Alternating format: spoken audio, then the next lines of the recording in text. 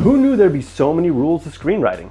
Now, I understand that formatting matters, especially for the technical aspects of production. I see you line producers, don't worry. It's like somewhere along the way, preference and quality became entangled, and now there's a battalion of finger waggers pointing at screenplays and proclaiming, but you can't do that. So today, we're bringing a nice shiny needle to this bothersome bubble of screenwriting rules. And just to give that extra little jab, we'll be using one particular screenplay as our champion example. And this example just happens to be WGA's #1 screenplay of the 21st century, Get Out by Jordan Peele.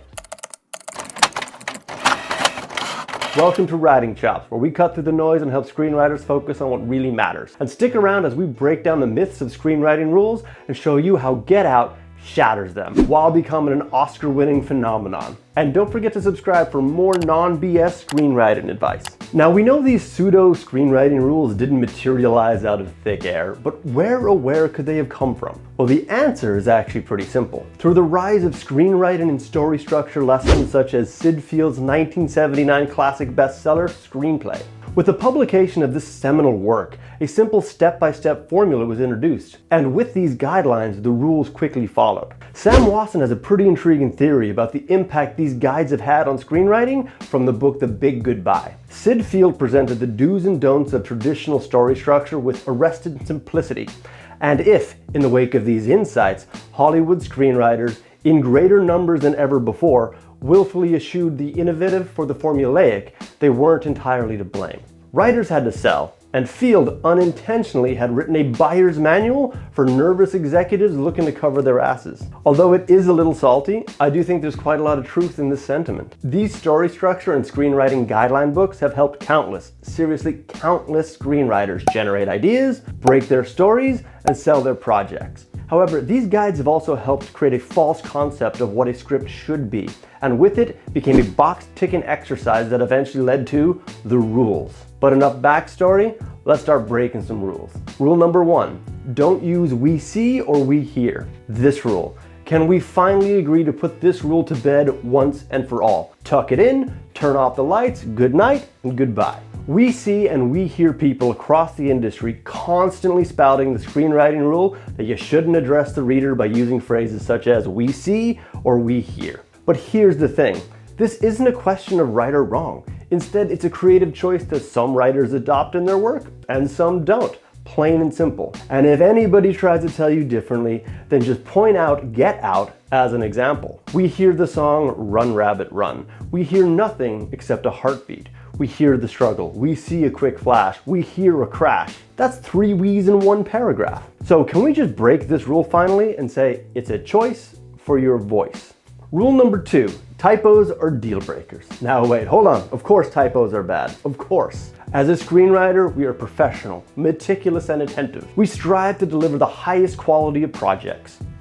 However, every once in a while, despite 102 proofreading sessions, a typo might just potentially slip through the cracks. The myth, however, is that a typo can derail a screenplay's chances of getting optioned or picked up, or the writer might not get hired for a project, and that simply is not the case. True decision makers may take note of a typo or grammar error, but their interest is in the bigger picture. Does the story pull them in? Does the voice capture their attention? Is the script marketable? Is there a clear audience for this topic? This is what they're looking for. And if you look at Jordan Peele's Oscar-winning screenplay, what do we find on page 1? A typo. On page 1. In the very first piece of dialogue, no less. But guess what? It doesn't matter. Because a screenplay is an invitation to collaborate. And the immediate strengths of the ominous opening scene far outweigh any nitpicky issues regarding the misuse of words on the page. Rule number 3, character descriptions must be X or Y. Next up, we tackle the screenwriting rule of character descriptions. Depending on who you ask, you'll probably hear different concepts for how you should describe your characters upon introduction. Some would say you should paint a picture in the mind's eye through vivid, arresting descriptions, while others lament the concept of focusing on the attractiveness of a character and dictate that other attributes should be in focus. Then there are camps who should tell you that descriptions don't matter and the character should be conveyed through their actions alone. But with so many rules to follow, what is a budding screenwriter supposed to do? Well, if you look at Get Out, we see that Jordan Peele kicked off his protagonist's description by keeping it brief and focusing on the attractiveness as an attribute. Now, there is a slight commentary on the vanity aspects of Chris's character, but from the screenwriter's efforts, Peele mainly chose to get across the physical appealing aspects of the hero. The lesson here is simple. Don't overanalyze your character descriptions too much. Just stay true to your vision and what you see in your mind. If a decision maker turns down a project because of how you described a character, then this is probably not a person you should be working with anyway. Number 4, don't refer to licensed music in your script. There are many reasons why this rule is in place. Some people would say that you shouldn't hang a scene on a song that you don't have the rights to, while others believe that it's the role of a director to make these decisions. Either way, the screenwriting rule has been established. Don't use licensed music in your script. But look who did just that. And on the second page as well. In another draft, it looks like Peele used a French language tutorial recording instead of the song.